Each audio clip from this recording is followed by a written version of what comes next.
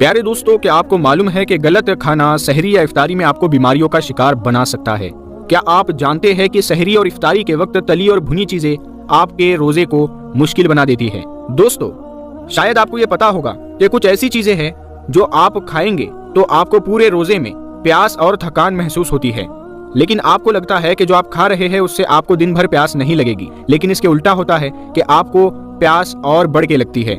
क्या आप जानते हैं कि कुछ लोग रमजान में सेहतमंद रहने के बजाय बीमार क्यों हो जाते हैं और कैसे आप सहरी और इफ्तार में छोटी छोटी गलतियों से अपनी सेहत के साथ बहुत ज्यादा नुकसान कर रहे हैं? क्या रोजा रखते वक्त हम कुछ ऐसी चीजें खा रहे हैं जो हमें नुकसान दे रही है लेकिन हम समझ नहीं पा रहे? तो आज की इस वीडियो में पूरी डिटेल के साथ हम बताएंगे।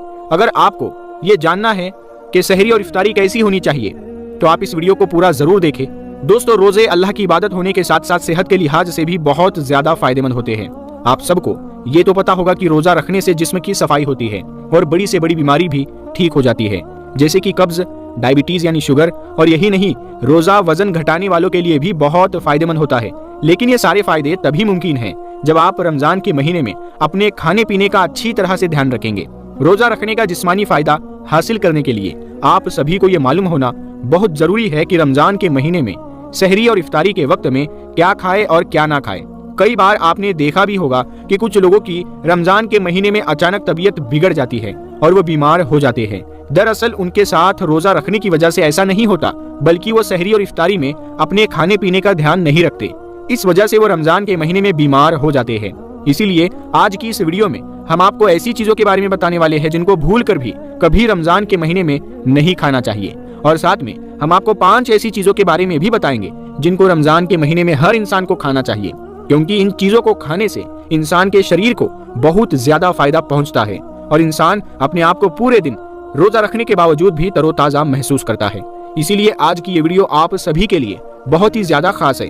आप इसको आखिर तक जरूर देखें और मेहरबानी करके बस इस वीडियो को शेयर कर दें ताकि रमजान के महीने में हर मुसलमान तक ये वीडियो पहुंच जाए। दोस्तों, सबसे पहले तो हम आपको उन चीजों के बारे में बताते हैं जिनको आप भूल कर भी रमजान के महीने में सहरी और इफ्तारी के वक्त ना खाएं, क्योंकि इनको खाने से इंसानी शरीर को बहुत नुकसान पहुंचता है और देखते ही देखते इंसान बहुत बीमार हो जाता है। नंबर 1, तला और भुना ना खाए। दोस्तों, कुछ लोगों की ये शिकायतें रहती है कि रोजे की हालत में वो अपने आप को तरोताजा महसूस नहीं करते और दिन में उनको प्यास भी बहुत ज्यादा महसूस होती है।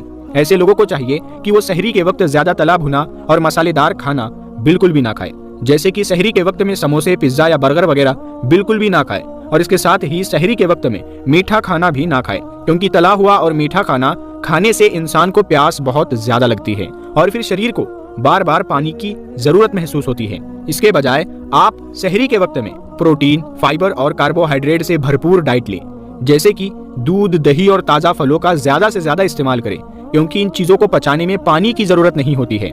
इस वजह से फिर इंसान को बार बार प्यास महसूस नहीं होती। इसके अलावा आप रमजान के महीने में इस बात का खास ध्यान रखें कि आप इफ्तारी के वक्त में समोसे और पकोड़े खाने से अपने आप को जितना हो सके उतना बचाएं, क्योंकि भूखे पेट इनको खाने से इंसान के शरीर को बहुत ज्यादा नुकसान पहुंचता है और रोज रोज इनको खाने से इंसान बीमार भी हो सकता है। इसीलिए आप इफ्तारी के वक्त भी पकोड़े और समोसे जैसी चीजों को बिल्कुल ना खाएं। नंबर 2, चीनी वाला शरबत ना पिए। दोस्तों, बहुत सारे लोग रमजान के महीने में इफ्तारी के वक्त ये भी गलती करते हैं कि जैसे ही रोजा इफ्तार हुआ वैसे ही वो चीनी वाला शरबत पीना शुरू कर देते हैं और लगातार 3 या 4 गिलास चीनी वाला शरबत भी पी लेते हैं, मगर फिर भी उनकी प्यास नहीं बुझती।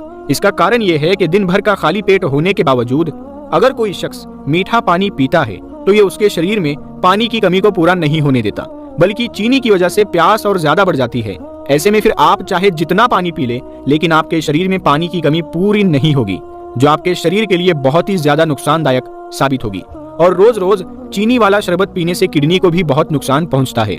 इसीलिए चीनी को व्हाइट पॉइजन यानी कि सफेद जहर भी कहा जाता है, क्योंकि इसमें केमिकल की मात्रा बहुत ज्यादा होती है। याद रखें, आपको एक इंटरेस्टिंग बात बताता हूँ, जब ये चीनी तैयार होती है तो उससे पहले ये बिल्कुल ब्राउन कलर की होती है। इसको जब तैयार किया जाता है तो उस वक्त इसमें एक तरह का केमिकल डाला जाता है जो इसके ब्राउन रंग को छोड़कर सफेद रंग में बदल देता है।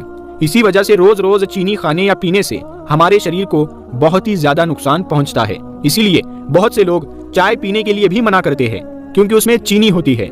इसीलिए बेहतर है कि आप इफ्तारी के वक्त में चीनी वाला शरबत ना पिए, बल्कि आप हमारे प्यारे नबी सल्लल्लाहु ताला अलैहि वसल्लम की सुन्नत पर अमल करते हुए खजूर और पानी के साथ इफ्तार करें और पानी भी सादा पानी पी लें।